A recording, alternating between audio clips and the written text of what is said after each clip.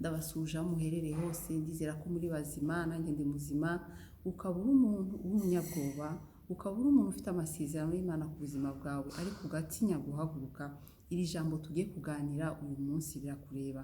Umutwe w'amagambo w'uyu munsi nawise ngo haguruka ujye mu rugerero rw'abanzi bawe.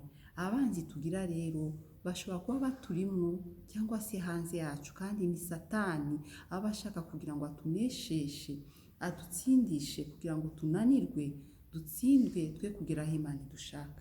Gideyoni rero twarangirije, Imana yamusigarije ingabo 300, ariko nubwo yabamusigarije ntabwo yamuretse. Imana ivuga buri munsi mu buzima bwacu. Tugiye kureba ese abo 300 byagenze biti. Haleluya. Yaramusabye guhaguruka. Igihe umaze wandika mu agenda ubwirwa n'abahanuzi, usoma ijambo ry'Imana ikakubwira, ariko wabireba ukabona ntibishoboka, ahubwo ukareba abanzi bakomeje kwikuba, bameze nk'umusenyi wo ku kiyaga ahantu barundanye. Ariko Uwiteka arakubwiye ngo uyu munsi haguruka. Haguruka ubihagurukire kuko Uwiteka abikugabiye. Abantu benshi bo kwizerwa muri Bibiliya b'intwari twagiye dusoma cyangwa se tuzi, Imana gitwereka intege nke, ariko hari n'ibintu yagiye abasaba nko kureka guhaguruka. Aburamu Itangiriro 12 yamubwiye ngo haguruka uve mu nzu ya so na nyoko ujye mu gihugu nkweretse. Kimwe na Mose yamubwiye ngo va kwa Farawo n'abandi benshi. N'umwami wacu Yesu Kristo yavuye mu ijuru, byamusabye ko aza mu mubiri kugira ngo tubashe kumwizera, duhabwe ubugingo buhoraho. Nawe rero urugendo ufite hano ku isi, turi mu isi dufashe igihe mu ntambara ariko tuzanesha. Abaroma 8:37 batubwira ngo iki, ngo twaratsindanishije kubwo wadukunze, nous sommes plus que vainqueurs. Uyu munsi Imana iratubwira ngo iki, igice cya 7 rero umurongo w'ikenda kugeza kuri 18, ariko ndavugamo bike bike. Iryo joro y'uwo munsi Uwiteka aramubwira ati haguruka umanuke ujye mu rugerero rwabo kuko mbakugabije. Abo ni bande? Niba Abamidiya. Ngo kuko mbakugabije mwene data. Ese Imana yabarakugabije? Ko hari igihe twitanganiza imbere ugasanga tugiye Imana itatubwiye ijambo, ariko hari igihe Imana izikadusanga bene data. Hari igihe Imana ibishaka kuzana victory mu buzima bwawe, intsinzi yakubwira ngo noneho you can go, noneho ushobora kugenda, noneho ushobora kubegera. Haleluya. Ariko ijambo rya kabiri Imana yambwiye ngo kandi niba utinya kumanuka, jyana na Pura umugaragu wawe. Pura wacu ni Mwuka Wera, ngo numufasha. Mwuka Wera aradukorera bene data. Hari igihe tugira amasezerano twumva ko Imana akwirira twemerera, ariko ukagenda ugasiga Mwuka Wera ku kazi gashashe Imana iguhaye, ugasiga Mwuka ariko avuga ngo ngiye kwiyobora, none ko Imana yabikoze. Ariko reka nkubwire, intambara ni za buri munsi, ukeneye gukanura amaso, ariko witwaje Mwuka Wera. Haleluya. Imana yamurebye iramubwira ati Gideyoni, wowe uri umunyabwoba, jyana Pura. Imana yavuze ngo uwo mwuka ngo azaza, mwuka ucyakora muzahabwa imbaraga, Mwuka Wera nabaza. Haleluya. Muri Yohana 16, kubera umwanya ntabwo twasoma hose, aravuga umurongo wa 14 ngo uwo mwuka w'ukuri naza azabayobora mu kuri kose, kuko atazavuga kubwe, Umwuka Wera avuga ku by'Imana. Kandi uri umuntu w'Imana, ukwiriye kugenda wabwiwe n'Imana.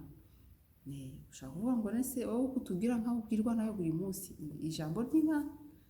Yego hari impano duhabwa, uburyo nyine wityazamo Imana ikakuvugisha. Hari abantu wemera bavuga ukumva bavugishwa n'Imana, cyangwa se nawe Imana yagiye iguha.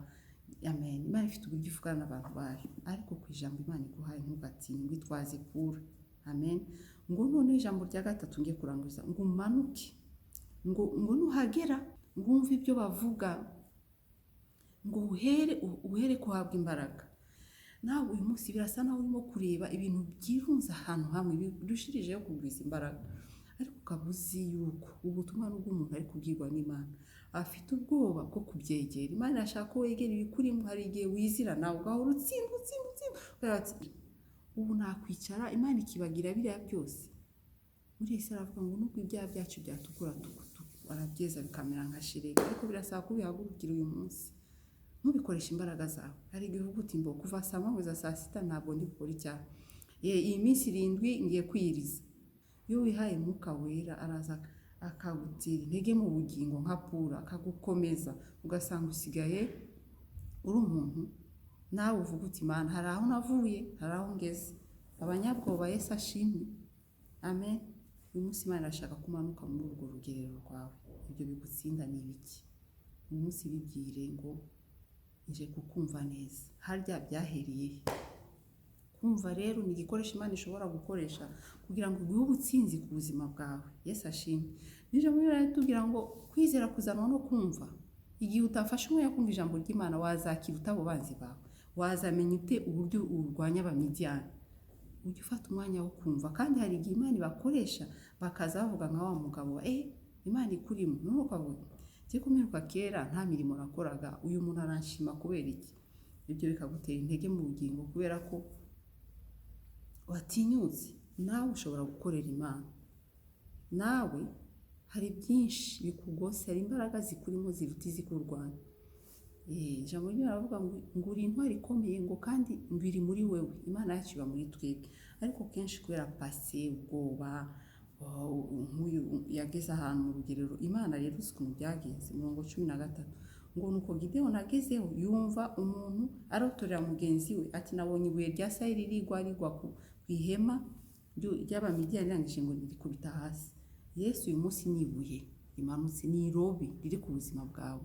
Yesu ashoboye gukubita hasi ayo mahema yawe yose aguteye ubwoba. Izo ngabo ngo zanganaga n'umusenyi wo ku kiyaga ku murongo wa 12, ngo bafite n'ingamiya nyinshi cyane. Ingamiya kiragiye nazigiranya n'ingabo nyinshi, nazigereranya nk'ibikoresho byinshi, nazigereranya nk'imbunda, imodoka zikomeye zo mu ntambara. Ngo ageze aratindi kureba Gideon amanuka ku kajoro na Pura mu ijoro. Barangije bagahita babona mama ibisasu za brende n'ibindi byose ushobora kubuza. Ubwo ntiyari kugira ubwoba agasubira inyuma. Ariko Imana yo kabyara inyura mu nzozi. Ujye ureka abantu bavuge, utega amatwi wumve, ibyo bizaguhesha imbaraga.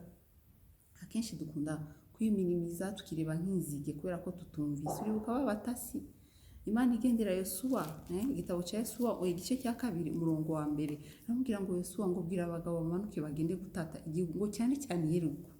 Ntabwo rero watata ahantu utegereye. Amen. N'abantu bazi kurwana ku rugamba baravuga ngo kugira ngo uneshe umwanzi wawe ugomba kumenya amakuru ye. Hari igihe tumera nk'abantu kavuga sinshobora no kumenya amakuru ye, haranana ugomba kuhajya. Mwese wamenye uburyo urasa umwanzi wawe, uburyo urwanya Satani. Ugomba kureba uti uyu munsi bigeza aba mama, turebe nibiki biri kwica abana bacu kuri za media.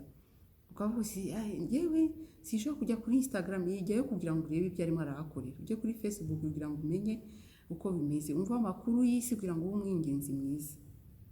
Hari igihe twitwa abanyamuka cyane, tukira abacu ko twigenge, ukareka no kumva ibiri kubera aho ngaho.